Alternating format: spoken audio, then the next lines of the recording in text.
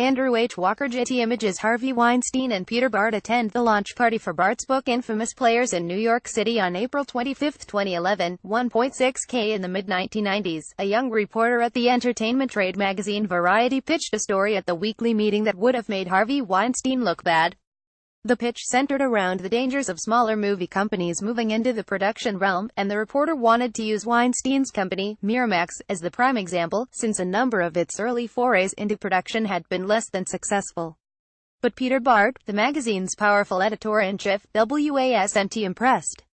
Peter Bart shut that story down instantly, raised his voice and basically made sure that not only was that story not happening, but that I would never suggest anything similar again, said the reporter, who, like others interviewed by HuffPost for this story, didn't want to be named because he still works in the industry. Some of the reporter's other stories were also killed during his time at Variety, but for the usual editorial reasons, the reporter recalled.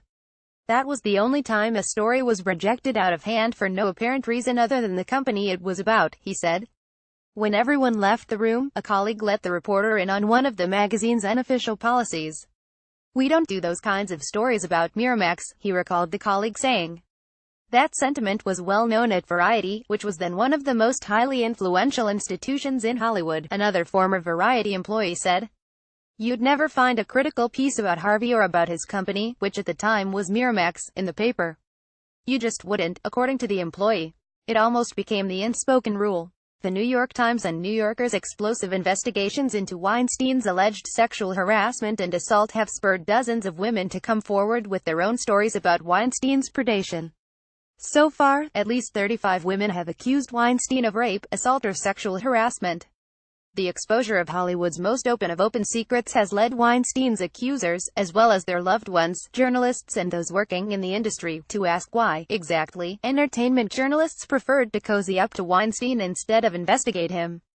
Part of the answer is that Weinstein was a master of manipulating the press, sometimes strong-arming journalists and other times cajoling them, but either way bringing them into his field of influence.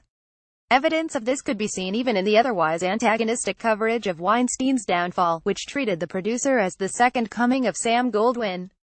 In truth, he was a better marketer of movies than a maker of them, and to elide the difference, he needed the help of journalists. Bart, who at his height was one of the most powerful chroniclers of the film industry, was an eager and useful co-conspirator. Interviews with former reporters and editors at Variety describe him as one of Weinstein's greatest protectors, exactly the sort of enabler who helped to keep Weinstein's open secret a secret for so long. In 1989, Weinstein's Miramax brought the film Sex, Lies, and Videotape to the Cannes Film Festival, where it won the Palme d'Or, the festival's top honor. The moment helped Weinstein and his brother, Bob, burst onto the national scene, two brash independent studio heads with a willingness to put out films other people weren't, often to widespread acclaim. That same year, Bart became the editor of Weekly Variety, and his career was intertwined with Weinstein's from then on. Before his time at Variety, Bart had been a player in Hollywood's golden age, helping to produce pictures like Rosemary's Baby and The Godfather. He considered himself more a statesman of Hollywood than another lowly scribbler, as one former Variety editor explained. Bart pushed to expand the publication's footprint, transforming what had been a stodgy magazine into an influential powerhouse as he rose to the top of the masthead. Under his reign, page count increased, as did staff head count. Special sections that celebrated industry milestones and, of course, awards season, went from incidental to ubiquitous. Everything was more, explained Kinsey Lowe, a former news editor, who began at Variety in 1988 before Bart took over. By the mid-1990s, Weinstein was one of the hottest names in Hollywood, and Bart was as tapped into the goings-on of the industry as anyone else. The powerful pair became close, developing a mutually beneficial relationship. Few publications gained more from Weinstein's trick of turning an Oscar race into something like a sporting event. He provided Variety with loads of good copy during awards season, not to mention tons of ad revenue from Miramax and the bigger studios that wanted to keep up. Chocolat got a Best Picture nomination, and Variety got to boost its bottom line. He became the best friend of every media company, said one veteran Hollywood insider of Weinstein, adding that there was a time when it was impossible to sift through an issue of Variety without being overwhelmed with Miramax advertisements. In 1997, Michael Evans, the New York advertising sales director for the magazine, told the New York Times that Miramax had purchased about 40% of all Oscar ads in Variety's weekly edition. That was a huge source of income for Variety, and Variety of course needed the money, said one employee. 2 years later, while pushing the films Life is Beautiful and Shakespeare in Love, the latter of which eventually won the Oscar for Best Picture, Miramax's aggressive marketing changed the way Oscar campaigns were run. They spent $3 million on the trades, DreamWorks co-founder Jeffrey Katzenberg said at the time with some astonishment, before adding that his studio had been forced to increase its marketing budget in turn to keep up. One former Variety staffer said Bart's focus was on sales. Ultimately, that's what he cared about, the staffer said. He loved to buddy up to people. In particular with Harvey. It was about not upsetting one of his major advertisers. But not everyone agreed that advertising concerns caused Bart to treat Weinstein in any particular way. Look, Miramax was a big client of ours, but they weren't our biggest, said former Variety publisher Charlie Coons, who ascribed the fat revenues of the 1990s to Bart's editorial decisions. Whatever the case, the end result was an editorial product that left many employees working under Bart feeling journalistically compromised.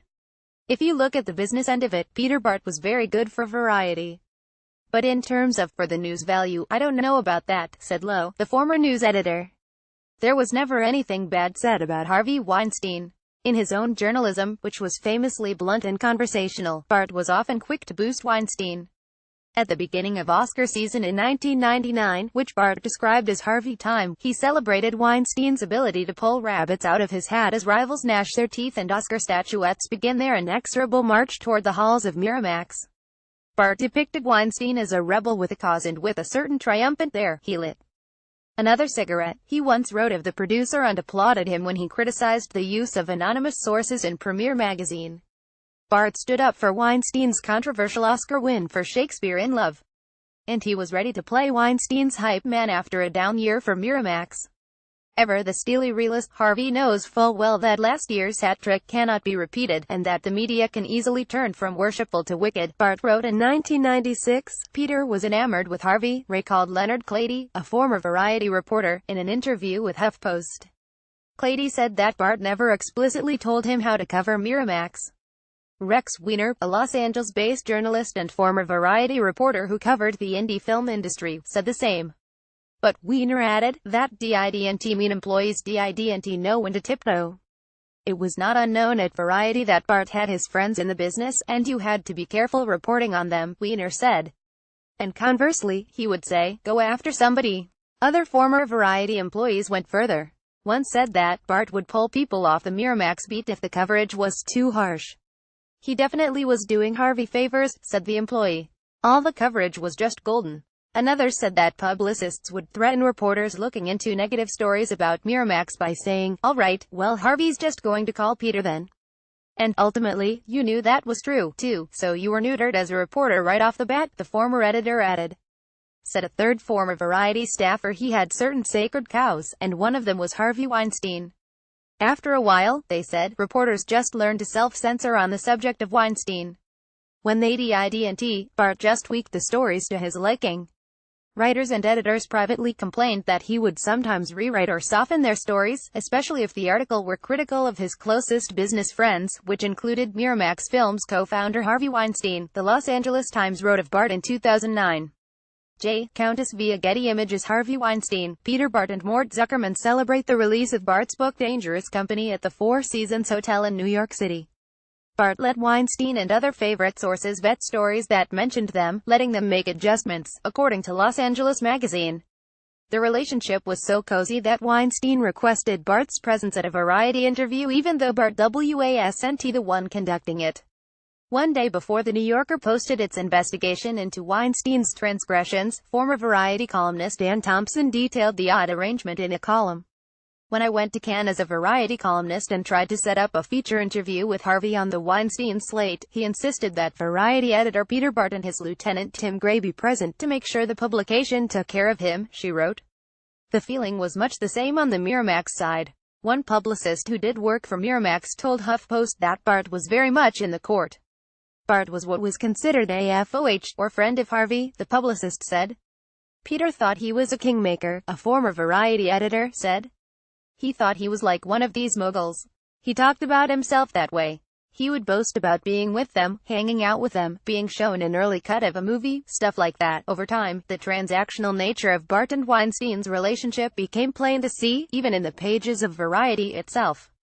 In 1997, they hosted a cocktail party together to celebrate 50 years of Sun, Sex Celluloid, a book about the Cannes Film Festival written by Bart and his Variety editors for Weinstein's Miramax books.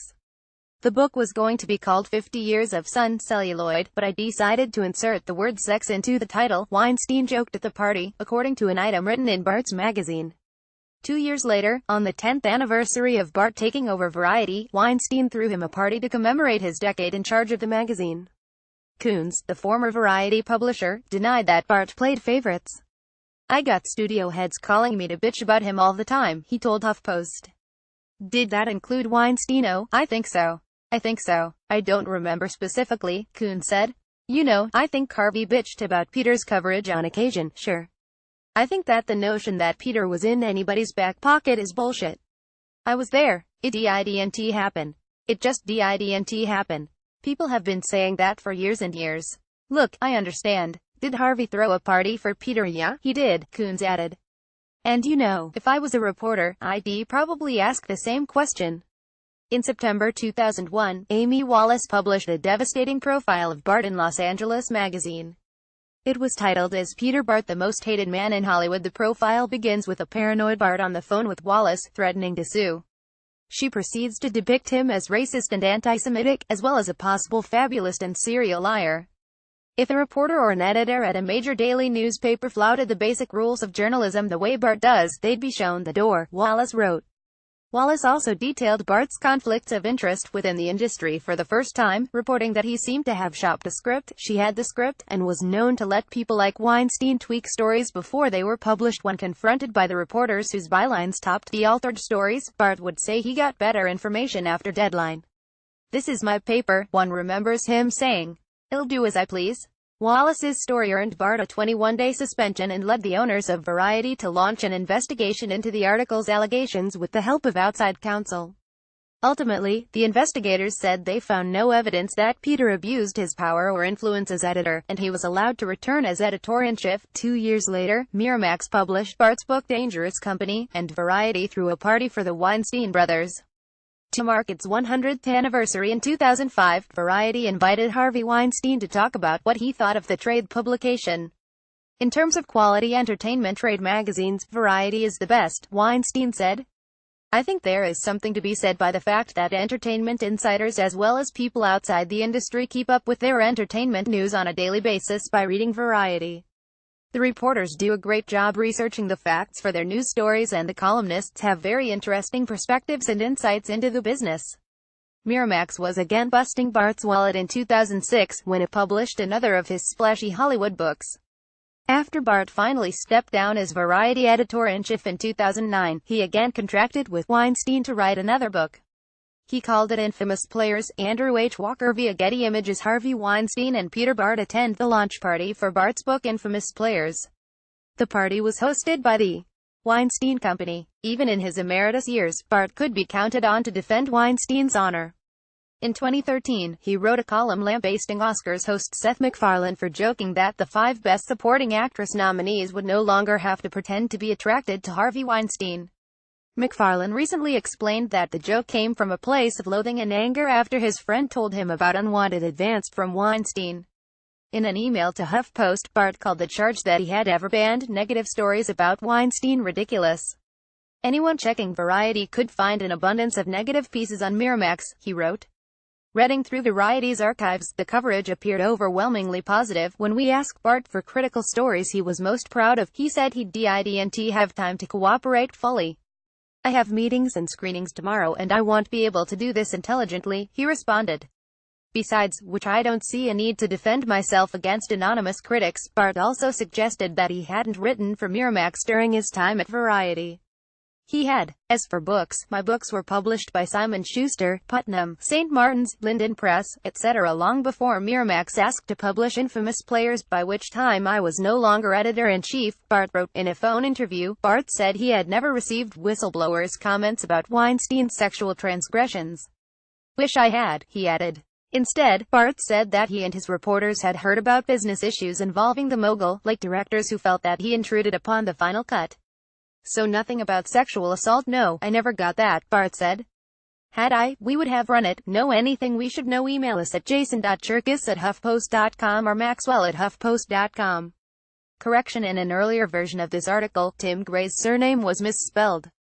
Download Jason Cherkis, reporter, HuffPost. Maxwell Strawn, senior editor, HuffPost.